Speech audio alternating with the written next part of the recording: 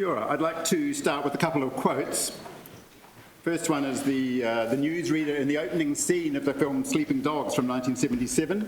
The Prime Minister has had to cut short his crucial Middle East talks, seeking continuation of our oil supplies. The whole thing goes downhill from there. The second one was the front page headline on the New York Times, 1988. Sharp cut in burning of fossil fuels urged to battle shifts in climate. So it couldn't be any clearer if it tried, right? And the third one is from our first New Zealand government report on climate change, looking at what we could do about it. They said the government could set fuel economy targets and policy aimed at reducing the use of private vehicles and distances travelled. That was in 1990. Sounds like a good idea. So concerns about energy and its availability and its costs and its impacts are nothing new. And now the world is plunged into another oil war. Here we are at the bottom of the world, and in some respects we're actually no better prepared than we were in 1977. In fact, fossil fuels as a proportion of GDP are the same now as they were in 1977. How could that be? Have we learned nothing? Globally, ever-increasing energy use is a major driver of the polycrisis. Humanity is using energy at 7 times the rate we were in 1950. That was the start of what's called the Great Acceleration in human affairs. And that's the energy that gives humanity the power to vastly expand our activities, including some that are very damaging to nature and to ourselves. Pick any environmental issue that you like: climate change, plastic pollution, biodiversity loss, impacts of fertilizer on freshwater. They're all driven by the scale of the operation, and that is enabled by energy. So burning of fossil fuels is responsible for the lion's share of climate change, both globally and also in New Zealand. And as we heard from James Rennick, their use has to be stopped completely over the next few decades. It's really an epic, inspiring task without precedent in human affairs. We do have an outline of how that could be done, but I want to emphasise that so far the use of not a single fossil fuel has peaked, not even coal. However, the global share of renewables is growing. Solar and wind power have increased from 1.5 to 7.5% of global final energy consumption in the past decade. And the current solar boom, that is really something. So even if you count the impacts of all the mining and manufacturing of the panels, solar power has 1/100th the emissions of coal.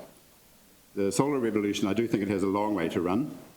But the transition to solar and other renewables, so far at least, it's additive rather than substitutive. So the contributions of renewable energy are growing, but unfortunately, so is the consumption of fossil fuels. But if we turn to New Zealand, our energy landscape is different. Although the electricity is largely renewable, most of our energy, about 70%, is coming from fossil fuels. It has been that way for 20 or 30 or 40 years. And of that fossil fuels, most of it, 70%, is oil. And of the oil, nearly all is used for transport. So I'm going to repeat that. That's my main takeaway. Most of the energy is fossil. Most of our fossil fuels is oil.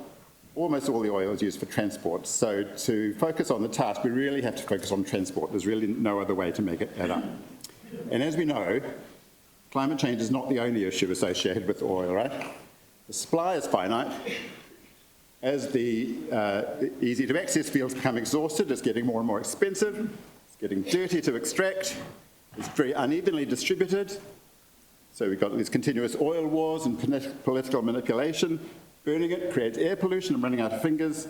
The air pollution from burning oil kills thousands of New Zealanders every year.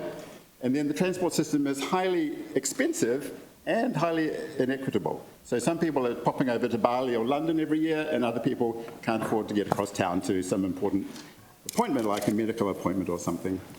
We really have to focus on transport. And it turns out, within the transport sector, the solutions are well known.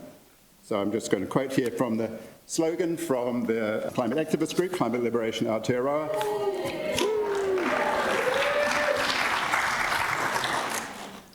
This is not a radical slogan. This is what all the transport researchers worldwide have all concluded by examining the evidence, right? So travel less, travel active, walking and cycling, travel public, and finally travel electric if the others are not possible. And the cities and countries that are following this are seeing the rewards. However, we are locked into a system of infrastructure and social norms that is making the shift harder than I think was probably anticipated in 1990. So I'm not seeing huge public protests over new motorway proposals. Right? We've got to now have a social norm for recycling, but we don't have a social norm for having holidays nearby instead of flying overseas, for example. Instead, what's happened is it's become harder and harder to safely bike to work or school. Lifestyles have become car dependent, and a particularly extreme example, high school sports teams, they will fly to a championship in the Northern Hemisphere without a thought. With a locked-in system, it is very hard to anticipate where change might begin. There are possible change agents all over, in the government, local communities, little businesses, in the tourism industry, in the car industry. So change can, I believe, be seeded in all of those areas and grow. So I'm just going to take one example, the Zero Carbon Act of 2019.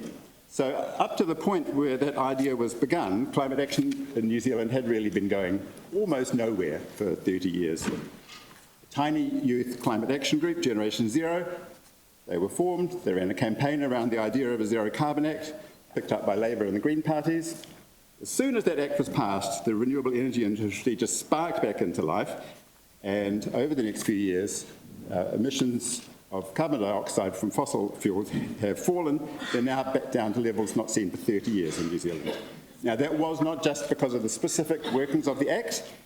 I believe it was also the positive leadership and the messaging from the top that spread to all levels of society and business and industry.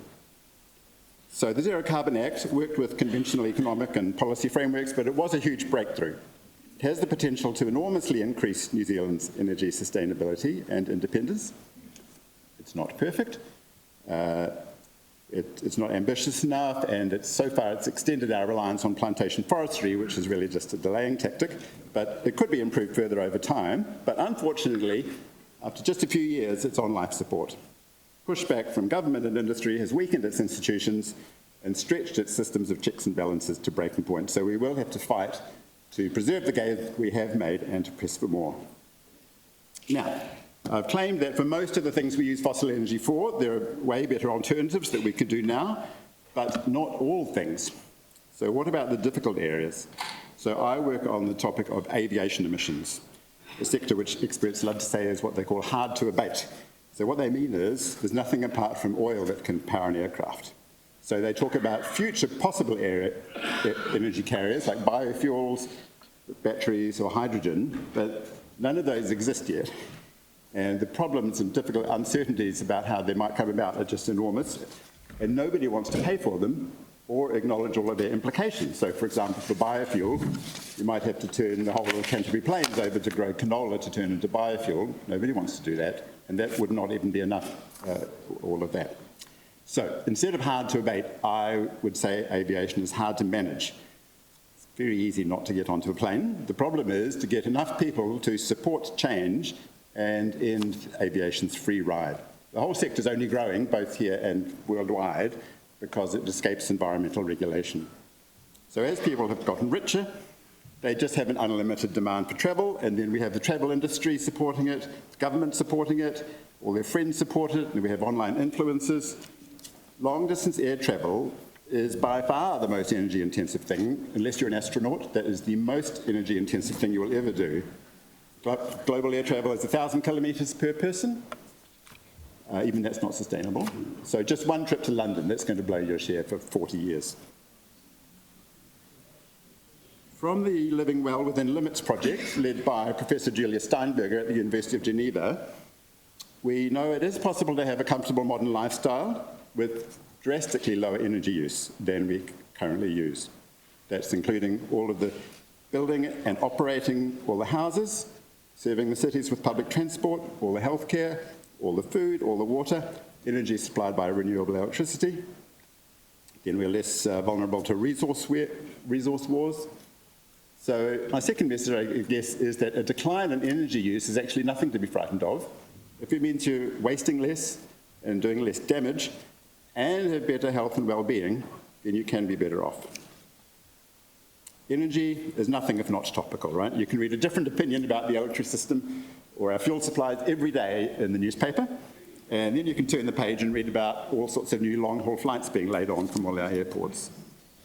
You will read little about how the entire system is highly damaging now and completely unsustainable into the future. Nor will you read about alternative futures that are possible with existing technologies. So my plea to people in power is to keep reminding everyone of the basic point that fossil fuels must be phased out urgently. So talk about solar farms, that's fine, but also talk about how to get rid of all the old things that burn coal, gas and oil, and how to rein in the sectors like aviation that currently get off scot-free.